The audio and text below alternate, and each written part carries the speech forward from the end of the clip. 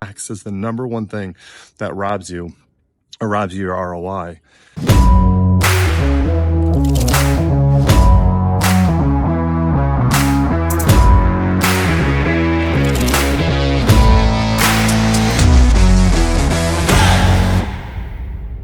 So we're here at the Airbnb, just turning it over. There's a lot of work to do. We have a hot tub you can see behind me that we need to clean.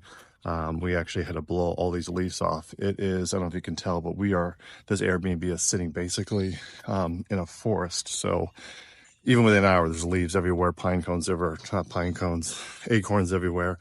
We got to clean those up. We got to have a good first impression for our tenant that's coming in, today. So we spent the morning actually out here blowing the driveway, cleaning up. We made sure the spa was set up and looked good, make sure the chlorine, everything was good, walked inside the house again.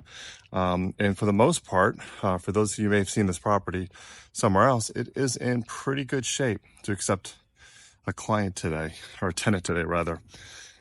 So we're off to the races. You might ask yourself, like, why am I over here doing, blowing off the driveway and picking up acorns and cleaning the interior of the property? We actually have a nice video about that somewhere down below, but it all relies on the tax advantages you get from managing a property yourself versus having someone else do it.